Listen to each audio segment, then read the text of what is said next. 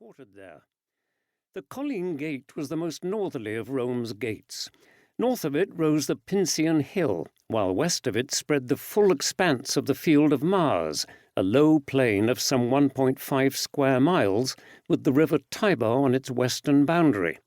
The field took its name from the altar of the war god Mars, which stood here, and apart from a brief time when a king of Rome took possession of it, the Field of Mars was public land, lying outside the Pomerium, the traditional boundary of the old city of Rome.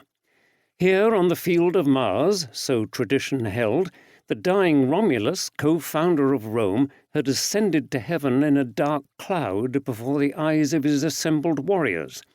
Now tens of thousands of Roman troops were encamped on the eastern extremity of the Martian field. For in this year 87 BC, Rome was rent by civil war between the followers of the ex-consuls Marius and Sulla. For centuries since the overthrow of the last king of Rome in 509 BC, the Republic of Rome had been governed by two elected officials, the consuls, who took their seats as presidents of the Roman Senate each January and served for 12 months, after which a new pair took their place. In January 87 BC, the two new consuls taking the reins were Gnaeus Octavius and Lucius Cornelius Cinna. Both were ambitious men.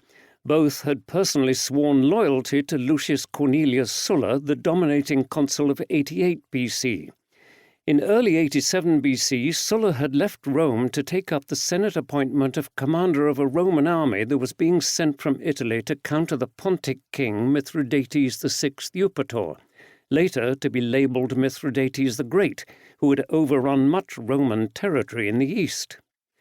Neither Octavius nor Cinna liked each other, and once Sulla left Rome, the pair was frequently in dispute, with Cinna going against his oath of support for Sulla, which he'd taken in a temple on the Capitoline Mount.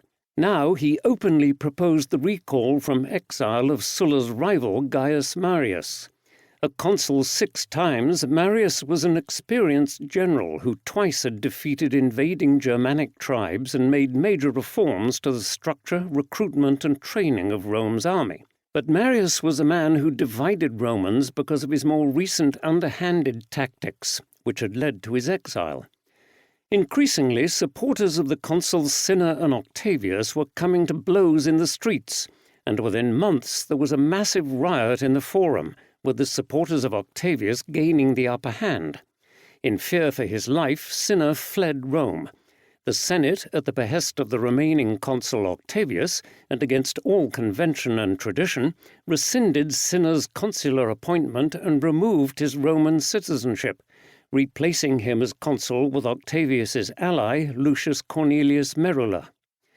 Cinna had headed south to the winter quarters of some legions encamped at Nola, outside Naples, who were there to put down unrest among the local Samnite tribe.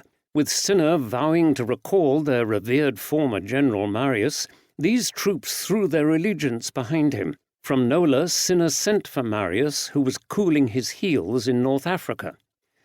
By the summer, Marius had arrived from Africa with a small force.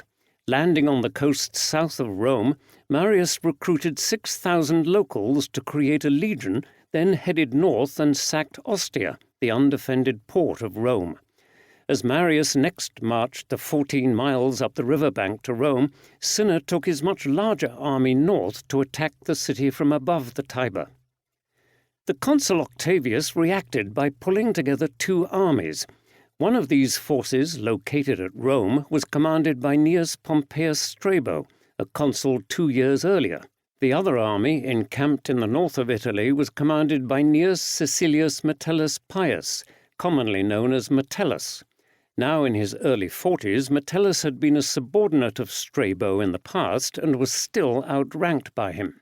As Cinna neared the capital, he dispatched part of his army under Senators Quintus Sertorius and Papirus Carbo to attack the district of Rome north of the Tiber on and around the Janiculum, today's Janiculo Hill.